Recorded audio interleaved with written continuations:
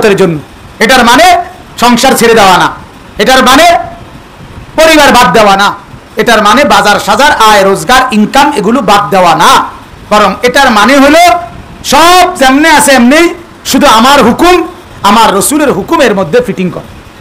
এই এখন আমি যে জন্য এই লম্বা কথাটা এতগুলো কথা ভূমিকা বললাম, এটার একটা উদ্দেশ্য আছে।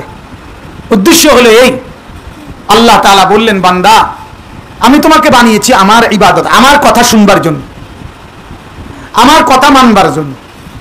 এক্ষেত্রে একজন নারী, একজন মুসলিম মা, একজন মুসলিম স্ত্রী বিবি, তার কাছে ইসলাম, আল্লাহর কোরআন এবং রসুলের হাদিস কি চায়, এই কথাটাই আজকে আমি বলে শেষ করব। ইসলাম চায় একজন ঘরের যেই মহিলাটা, এই ঘরে এই যে মহিলাটার পরিচয় সে বিবি অথবা মা, যে মহিলাটাকে বলে, এর দায়িত্ব বলার উদ্দেশ্য আজকে আমার। আল্লাহর নবী বলেছেন, প্রত্যেক মহিলা তার স্বামীর ঘরে তার দুইটা দায়িত্ব। এক নাম্বার, স্বামীর ঘরের যাবতীয় সরঞ্জামাদি আসবাবপত্র হেফাজত করা। দুই নাম্বার, স্বামীর ঘরে সন্তানদেরকে হেফাজত করা। আল্লাহ রসুল বলেন, প্রত্যেক মহিলা বিবি স্ত্রীর দায়িত্ব স্বামীর ঘর হেফাজত, স্বামীর সন্তানদের হেফাজত। স্বামীর ঘর হেফাজত মানে কি? অর্থাৎ হাদিসের ব্যাখ্যার মধ্যে লিখছে, এক নাম্বার, স্বামীর ঘরের আসবাবপত্র কোন জিনিস নষ্ট হতে না দেওয়া, পাহারাদারি করা, স্বামীর কোন জিনিস স্বামীর অনুমতি ছাড়া কাউকে না দেওয়া। এমনকি কাউকে যদি বেশি অঙ্কের কোনো টাকা পয়সা দান সদকাও করতে হয়, আগের থেকে স্বামীর মৌখিক অনুমতি নেওয়া জরুরি। স্বামীর সম্মতি লাগবে। স্বামীর সম্মতি ছাড়া স্বামীর ঘরে 1 কেজি চাউলও কোথাও দিতে পারবেন। হাদিসের মধ্যে আছে, নবীজির এক বিবি, ওনার আব্বা মক্কার সবচেয়ে বড় নেতা আবু সুফিয়ান। এই আবু সুফিয়ান মক্কা থেকে আসছিল মদিনায়, আসার পর ওনার মেয়ের ঘরে আসছে, আর ওই মেয়ে হলো রসুলের বিবি উম্মে হাবিবা রাদিয়াল্লাহু তাআলা আনহা, আবু সুফিয়ানের মেয়ে। তো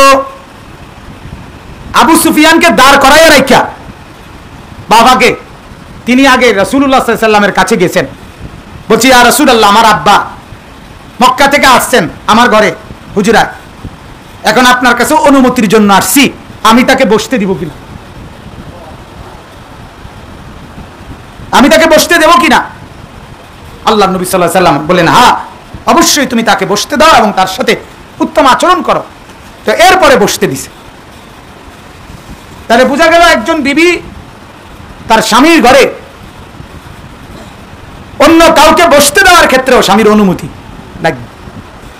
তাহলে স্বামীর ঘর হেফাজত করা মহিলার প্রথম দায়িত্ব। সেটার মানে কি?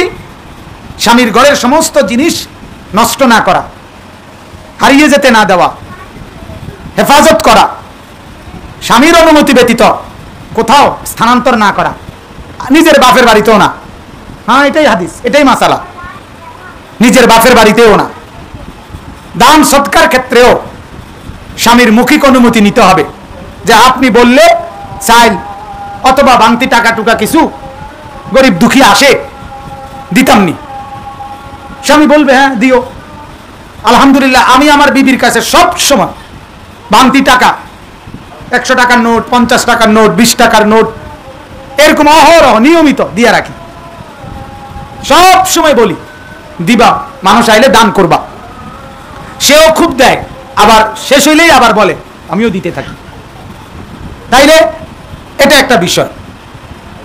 স্বামীর ঘরের আরেকটা হেফাজত হলো, স্বামী যাকে পছন্দ করে না এমন কোন মানুষকে, ব্যক্তিকে ঘরে বসতে না দেওয়া। ওই যে ওই মহিলা স্ত্রী যেমন করছে, যে এই লোক তো আমার বাপ হোক, কিন্তু সে তো কাফের, বুঝেন নাই?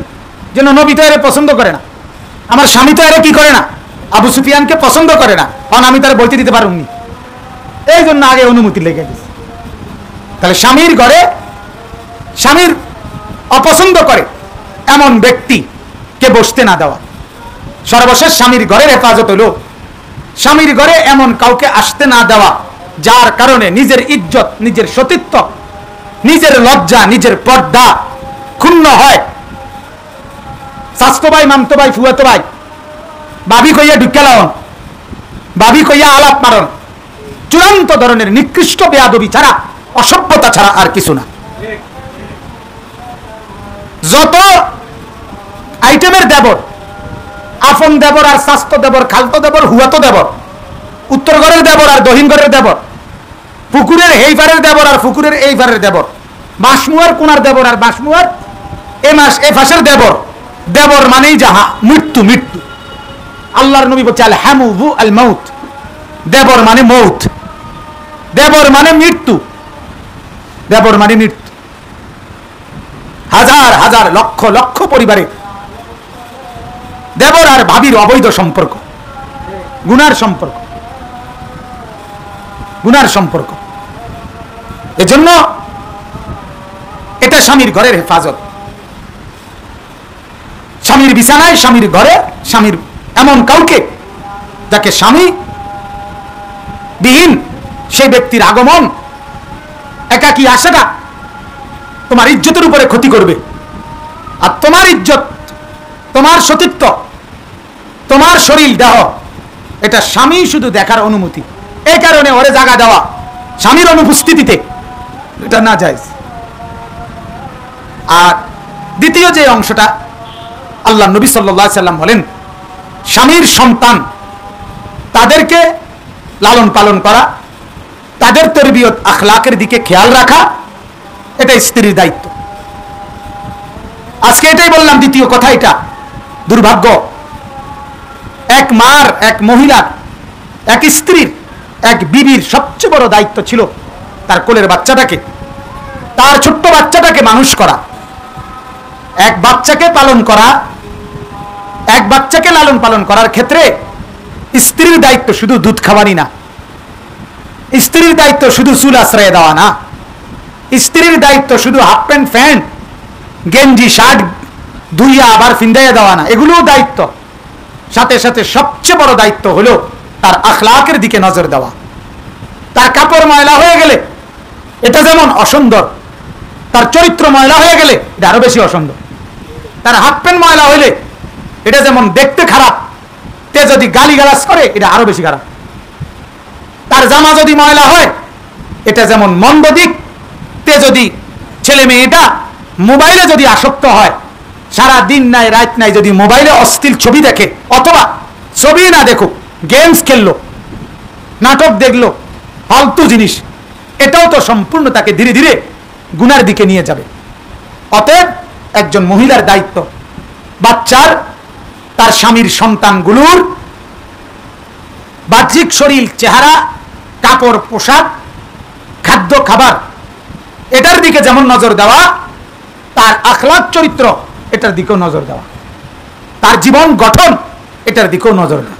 আজকে আমাদের দুর্ভাগ্য, মারা, বোনেরা যদিও বাচ্চাকে জামা কাপড়, চুল আশ্রাইয়া, তেল মাইখা সবই করে দেয়, কিন্তু টেলিভিশনের সামনে বহাইয়া দেয়,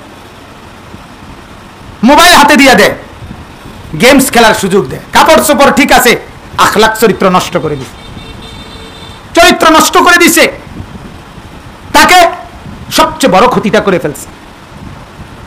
তার জামা আশ্রয়ের চাইতো, চুল আশ্রয়ের চাইতো তার আখলাকের নজর বেশি দরকার ছিল। এই জন্য আমি আজকে যেই মা বোনরা এসেছেন